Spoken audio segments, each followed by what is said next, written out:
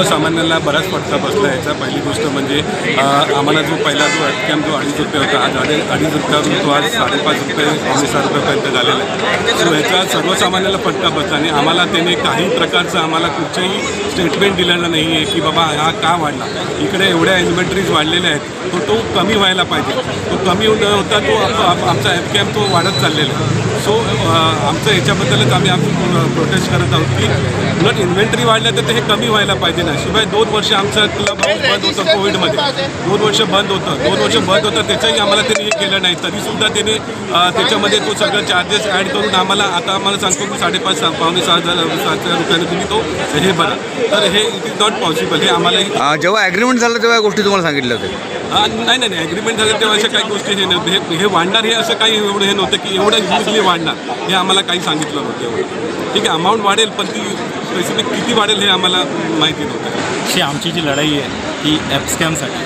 आता हा app scam नक्की काय आहे मला वाटतं मी बऱ्याच जणांना मी सांगितलेलं आहे। ॲप स्कॅम असं आहे की federation common area maintenance charges जो बिल्डर आमच्याकडनं घेतो, तर सुरुवातीला यांनी जवळ 5 वर्षाचा आमच्याकडनं ॲप स्कॅम्स त्यांनी आमच्याकडनं कलेक्ट केलं। 5 वर्षानंतर आम्हाला एक बिल येतं, त्या बिलामध्ये सांगितलं जातं की तुम्हाला 90 ते 1 लाख रुपये अरियर्स भरायचे आहे। तर आम्ही सरप्राईज झालो की अरियर्स आले कुठून। या अरियर्सचा मूळ मुद्दा जेव्हा आम्हाला कळलं तेव्हा आम्हाला कळलं की सुरुवातीला आम्हाला जे चार्जेस लावलेले 2 रुपये 55 पैशापासून ते सडनली 5 रुपये 6 पैशावर गेलेले आहेत। तर आम्ही सरप्राईज झालो। आम्ही कॉन्ट्रॅक्ट्स रीड केले, त्या कॉन्ट्रॅक्ट्समध्ये आम्हाला कळलं की कॉन्ट्रॅक्ट्समध्ये क्लिअरली लिहिलेलं आहे जर तुमचे मेंटेनन्स एफ के मेंटेनन्स जर 10% वरती जात असतील तर त्यांनी मेंबर्सचं सोसायटीजचं कन्सेंट घेणं गरजेचं आहे। पण ते कन्सेंट न घेता जवळजवळ 100%ची एफ कॅममध्ये जम्प झालेली आहे। आम्ही त्याच्याकडे फायनान्शियल्सची डिमांड करतो, फायनान्शियल्स आम्हाला दिले जात नाही। जवळजवळ 6 वर्ष झाली, 6 वर्ष लागतात का? दरवर्षी आपल्याला AGMमध्ये फायनान्शियल्स रिप्रेझेंट करायचे असतात, पण आजच्या डेटला ही परिस्थिती नाही आहे। आम्ही जेव्हा फेडरेशनकडे जातो आणि बोलतो आम्हाला हिसाब द्या, तर त्या आम्हाला जवळजवळ 6 वर्ष अजूनही हेच सांगतात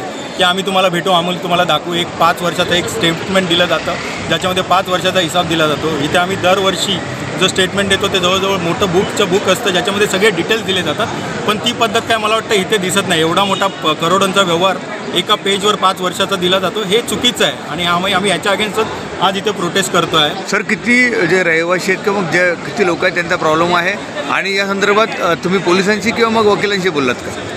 आता जर तुम्ही बघितलं तर माझी जी ही सोसायटी ही क्लस्टर 1 आहे, ही 5 विंगची सोसायटी आहे। ह्या विंगमध्ये जवळजवळ 530 फ्लॅट्स आहेत आणि 530 फ्लॅटप्रमाणे तुम्ही विचार करा, म्हणजे मेंबरचा तुम्ही पकडलात जो इंडिव्हिज्युअल मेंबर तो फेडरेशन चार्जेस भेटतो ते जवळजवळ 730 आहेत। अशा जवळजवळ 7, 8 ते 10 क्लस्टर्स आहेत आपल्या इथे।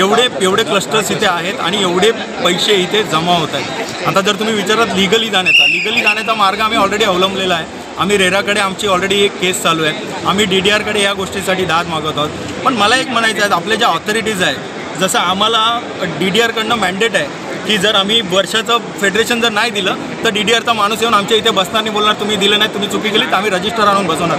हेच नियम ह्यांना काय नाही लागू आहेत की बाबा तुम्ही 5 वर्ष 6 वर्ष झाली तुम्ही या मेंबर्सला हिसाब देत नाहीत, मग त्यांना का नाही तिथे येऊन रजिस्टर बसत आणि बोलत की बाबा हे बंद करा म्हणून।